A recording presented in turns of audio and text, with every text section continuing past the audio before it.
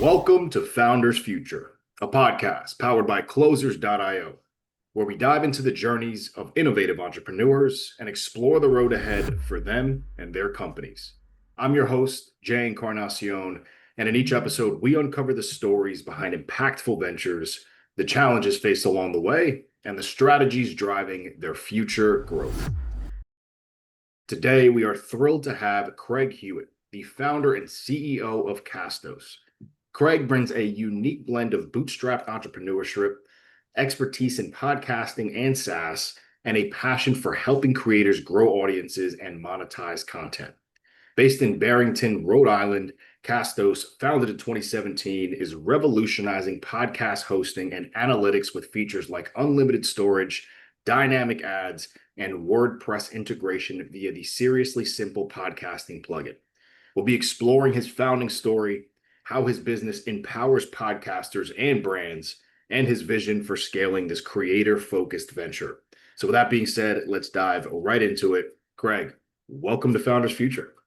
Hey, Jay, thanks so much for having me. Appreciate it. Absolutely, and an absolute pleasure. And as I mentioned earlier before we started, an honor to have someone like yourself on the show. So really looking forward to what you think about the episode and the conversation itself. So we can start at the beginning. Craig, for our listeners here, what specific problem in the podcasting landscape really inspired you to start Castos?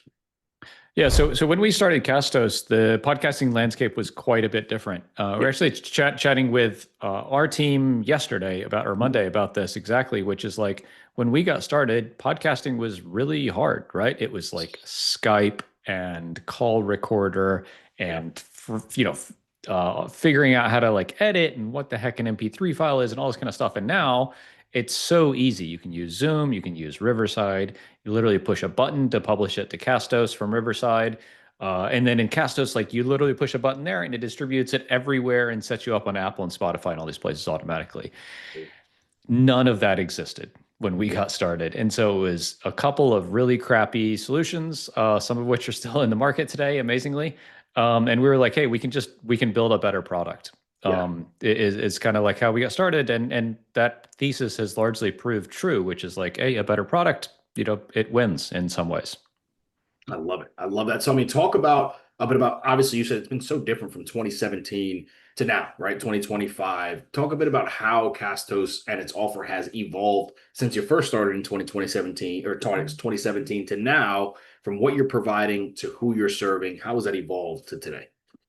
Yeah, what's interesting is like who we serve has been consistent, and I think like from a business perspective, that's really good if it can stay the same. Sometimes it needs to change. I do a bit of mentoring with founders now, and was chatting with one of my clients earlier today, and he's like, we need to switch from serving this type of customer to serving this type of customer because they're just better, right? Churn's lower, activation's better, they get more value, all this kind of stuff. That's a hard and gutsy decision to make. We haven't had to make that decision so far. We're a horizontal SaaS product, so we're kind of akin to like Calendly. Like Calendly, plumbers and attorneys and indie makers and salespeople can all use Calendly. Kind of the same for Castos. I look at it more from a functional perspective of like what we do is serve folks who place a lot of value in marketing and content and want a quick and easy and reliable way to do that. Where and how they do that and to who is, varies, but it's almost like the place we niche down is a functional thing, not a demographic or firmographic kind of aspect. Sure. Definitely makes sense there. So, with that being said, I would love to get a bit more of an understanding because we have so many founders and entrepreneurs that listen to the show and would definitely look at this as an idea that they can utilize to expand their marketing, as you just mentioned. So walk us through really the offer, right? What is the core offer of Castos and how is that structured for your clients when they come and work with you? Yeah, so Castos is a SaaS platform, so software as a service. We are a content management system of sorts. So this podcast that we're on right now has a host. It is the place that distributes your podcasts out to Apple and Spotify and Amazon Music and all these places, gives you some analytics. You may do things like dynamic ad insertion or donations or paid subscriptions to monetize your podcast. And then your host hopefully gives you some analytics around like who's listening, where, what type of device, what's really working, what's really trending. And that's what we do for our customers. So we are the kind of home base for their podcast. We integrate with a bunch of different like platforms like membership platforms. We integrate with YouTube. Just a way for you to manage publishing your podcast, making some money from it, hopefully. And that's really where we're trying to lean is the monetization side. And there's just a lot of flavors to that, right? Like monetizing a podcast comes in a bunch of different formats. Right. Largely goes all the way back to like, why are you doing a podcast in general, right? Like you monetizing this podcast would be really different than a true crime podcast. Right. Absolutely. Can you talk a bit about that? I mean, what do you see as far as the monetization side of the podcasting world? Obviously, you've seen it from the very beginning to now. What is it today that you see your podcasters really being successful with on the monetization side? Yeah. So I always say that like, as much as we make some really amazing tools to make monetization easier, Yeah. hands down, like what you're doing here is the best way to monetize a piece of content. Yeah. And I don't care if it's here or your blog or YouTube or social or whatever, is selling a thing, a product or service on the back of content is by far the most scalable way to monetize content. Absolutely. And you see it coming from the other way, like Mr. Beast or Mark Rober or whoever, right? Like those guys got started in the direct to consumer content world. And then they realized, wow, this kind of sucks. I want to do something that I own. I'm not beholden to the algorithm and the platform risk. And I want to own my platform and my way to scale past just this audience that I've directly made here. I absolutely love that. So, I mean, to dig into your brain a bit here, Craig, is this something where you're really looking to continue to take Castos to the next level and scale and go above and beyond? Or is this really just continuing to be something that you keep close knit? How are you approaching the idea of scale and having that productized offer and more of a high ticket price point there? What's your take on that side? Yeah, so so we do have two sides to the business. One is like self-serve, actually relatively low price point, right? We're like $19 a month at the low end to up to $100 a month, which in our general scheme of things is pretty low end. We also have a done for you service side of things where it's like $2,000 a month, where like you record, send it to us, we do all the audio, all the video, short clips, do social stuff, and publish it for you. So for customers who are like, I want a podcast, but I don't want to like do any of this stuff. I don't want to put this on my marketing person. I don't want to have to hire, like we are an agency essentially that kind of does this for them. So there's the two sides of the business, which is from a business perspective, kind of nice and kind of challenging. We have some overlap between the two, but largely they're two different types of customers. There's some kind of brand confusion sometimes. I thought you guys did this or that or the other, but anyways, we do both. Yeah, I mean, I'll answer your question around what are we going to do in a bit of a roundabout way, because I think the whole question really revolves around AI. Yeah. Interestingly. So I would guess you're doing this podcast because you saw other ways to create content and market it suck these days. Correct. Right? So social, organic social, really tough, just getting harder. SEO and blogging and content marketing, really super hard. And now we did a ton of it. And that was the way we grew, we went super hard on content marketing, SEO, blogging. It worked really, really well until it didn't about 2 years ago. And we are seeing that every smart creator out there is realizing this and is taking and pivoting. And like HubSpot is a perfect example. You guys, I'm sure, know HubSpot. They lost 70% of their blog traffic.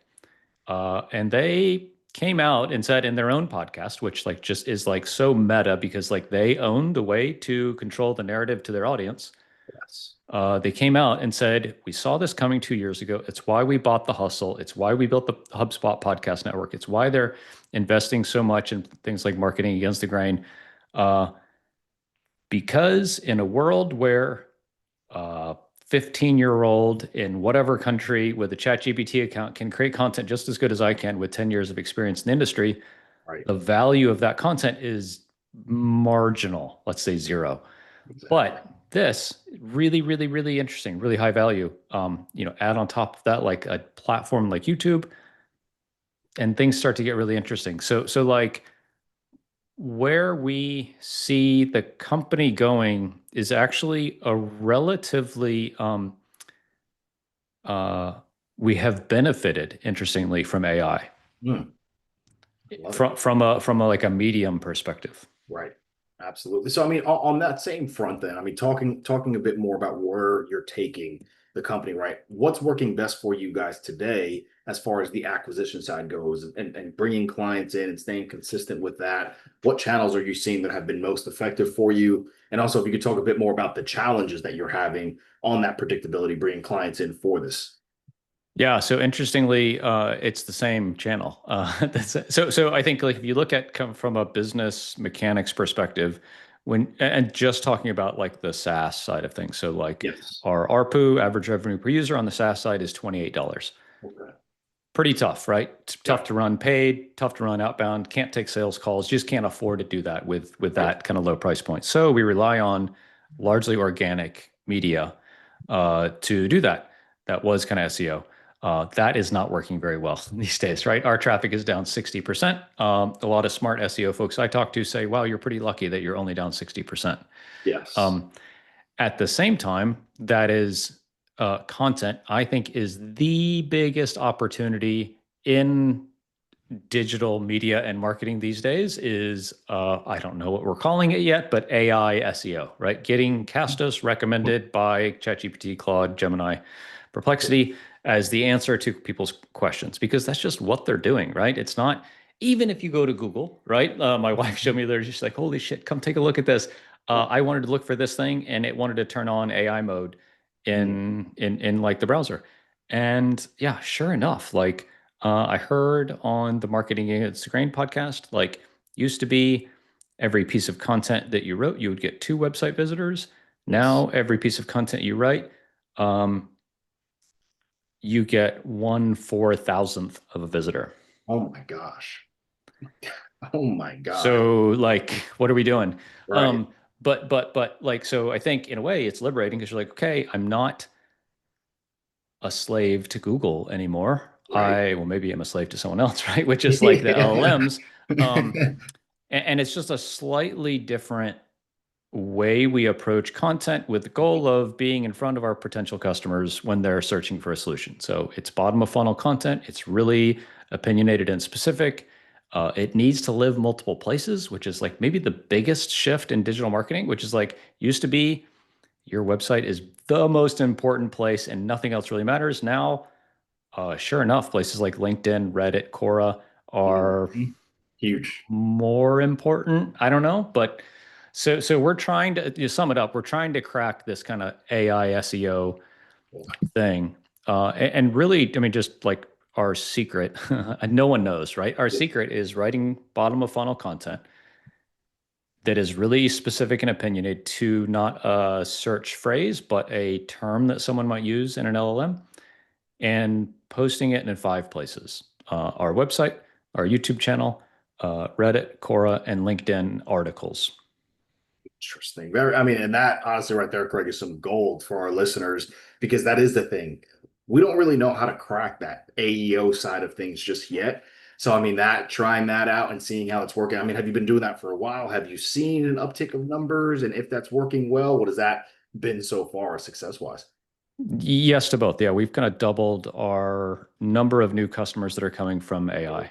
Okay, very, very cool. So it's definitely So something that's getting out there. And I do see, for the AEO adding a lot more of, the FAQs into the website and placing those a bit more, just the questions as you mentioned, what is going to be put into AI so it can pull from your data and your information and give it to the user. So yeah, I mean that is the next wave, and interesting to see how Google is responding to all this because as you mentioned, they were king for so long and SEO yeah, was on top and making sure your website was the best it could be. So with that, I mean, obviously you said, pricing wise, obviously being that it's more low ticket, it's tough to do the ad side. Have you guys tried ads with specific messaging for that? And it just wasn't working out because of the cost, or is it something you just stayed away from? How's that been? we've tried several times with really smart agency partners and can't get it to work. Yeah. Really? Okay. Okay. So definitely something that's a bit more of a bottleneck on that front there. So, I mean, as far as a sales team, it sounds like you guys have a pretty solid team behind you with Castos. What does that look like as far as the team dynamic right now, whether it's sales, marketing, assistants? What is the team behind you to really push everything forward? Yeah, so we have, folks in sales, folks in marketing, support, and development or product, and that's what that looks like. There's a couple folks in each. We're a relatively kind of lean team, Okay. and that's what it looks like. We definitely have some folks who come in kind of like looking for more enterprise level solutions, and that's great. Like all of that is inbound as well. Um, yeah, and think like the place that we are intrigued by but haven't put in the time to make work is like a really solid outbound motion for our productized service. And that's the thing that, like, outbound, love it or hate it or like to throw mud at it, like works. You can make it work, especially for like a larger ticket item. And that's I think that's like the discipline that we all, whether you're a founder or a marketing person or whatever, have to have, is just like, I only got 8 hours in a day. Can I really make two pretty complex customer acquisition motions work? Mhm. No, probably, probably not. Like, I always tell, like, when I'm chatting with other founders, I say, like, the best companies that I've ever seen have Mm. one thing that work really well. Mhm. And I think that they are lucky or intentional to have found that one thing. Yeah. But a lot of the mediocre companies uh, think they have several things that work. Interesting. So it's And almost like a false sense of security. 100%. Yeah. And I think that's the biggest piece there is really finding that key, right? And as you mentioned, I mean, you do have that high ticket where you can really push more towards. It sounds like it's going to be something that you continuously work on as you move forward. So, I mean, overall, in your mind right now, Craig, what are you thinking about as some of the bigger bottlenecks that need to be solved, especially with the way AI is evolving and you guys are working with that to continue to scale and grow? What are you thinking about now, whether it's the predictability on the lead gen or that sales side of things and working more towards the high ticket? What are you trying to break through for the rest of this year? Yeah, I think that, like, at a really high level, like, we all should be quite worried about AI, Yeah. and definitely am. Not so much from a medium perspective, like, is podcasting just going to go away? No, like, I think we have tailwinds there, with like AI kind of decimating other types of content where people are Right. moving into podcasting. The thing I worry more about is, like, are these big companies going to keep laying off thousands of people every month, and there's going to be 20% unemployment? So there's not much I can do about that other than like run a cost efficient, and cash flowing profitable company. So, like, at a company level, that's where we are, and we position ourselves to be pretty resilient there, I think. Um, in terms of where we're going from, like, a growth perspective, uh, I believe that we can really crack this AI SEO thing, and like, I think we're more innovative and better marketers than a lot of folks in our space in terms of being nimble. So that's what we're kind of counting on as being a winner there. The thing that is still kind of a question mark and is dangling is like outbound for our agency side, and that's largely, you guys might relate, like, running a service business is great because, like, the cash is great up front. It's pretty tough to scale it past like a point, and the unit economics just don't work as well there as with SaaS, where every customer is profit basically. Right.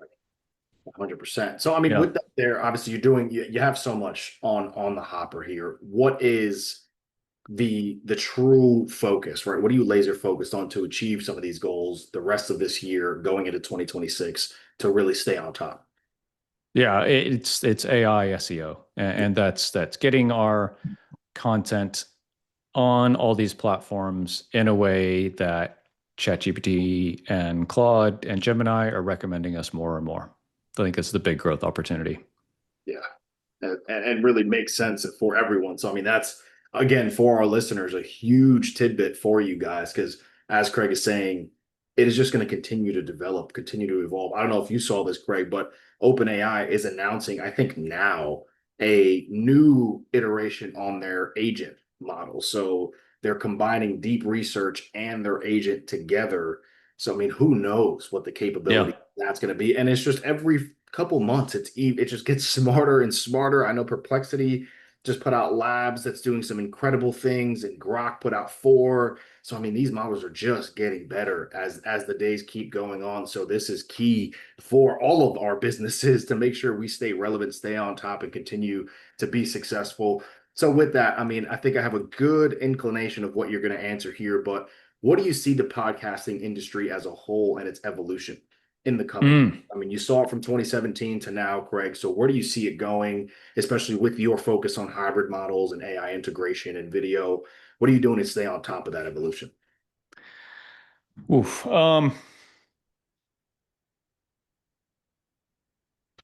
I'll answer this in a bit of a negative way, which is like you put this podcast on YouTube, yeah? Yep. Yeah. I think that's the biggest opportunity in podcasting. Yeah. Is YouTube. Yeah. And that's a bit of a painful thing to say as a podcasting company that doesn't entirely solve YouTube for a lot of folks. Like we do, for folks who don't record video, like we're recording video, we can take an audio podcast, put it in video format and publish it to YouTube. And so like a lot of folks do that maybe for their back catalog where they didn't have video.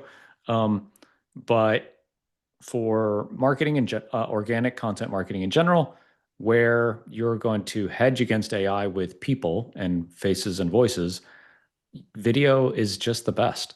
Yeah. And YouTube is the place for video. And audio podcasts are a derivative of that. And that probably will happen with this, is you have a podcast in audio format and that goes out too. And that's great. But I think that we plan on riding the wave of video content and being a second order effect of that almost. And if that's what we are, like that's cool. But I think that's probably the answer. For sure. And definitely going to continue to take advantage of that side there. So with that, Craig, I want to take us into the lightning round here. Just a couple more questions for you before we do wrap it up. And the first is going to be more on a tool or resource side. So whether it is an AI tool like Replit or a sales framework or, you know, a coaching technique that you're utilizing, what's been the biggest game changer for Castos this far? I think I'll say for me specifically, using N8N as a AI automation tool is something that like I'm in second grade on, you know, like, and I'm pretty AI forward. We definitely have things that run at production level in our business on N8N. I just see, like, I saw something from Adam Robinson this week. Like they're going to put the whole company on AI and just let it run for a month.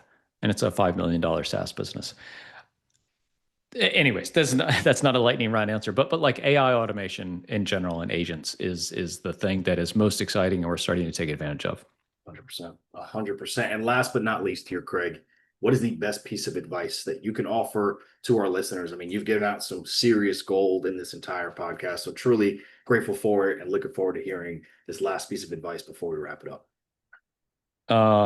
Great product is not always the answer to growth, but great sales and marketing almost always is. Love it. I love that. Well, with that right there, ladies and gentlemen, that is going to wrap up another inspiring episode of Founders Future. And Craig, truly cannot thank you enough, man, for coming on the show, sharing your incredible journey and your insights with us. And as I mentioned, clear as day, I mean, you have the passion, you have the drive and the wherewithal to understand you got to keep up with the times to stay relevant. And I think this episode was super important to really get that message across. So again, thank you so much for coming on the show today. And to our listeners, if you enjoyed this episode, don't forget to subscribe to Founders Future wherever you listen to your favorite podcasts. And also check out Castos at castos.com for their podcast hosting plans. And for more resources and insights, you can visit us here at closers.io, where we are dedicated to helping businesses accelerate their growth. Until then, keep climbing, and we will see you on the next one.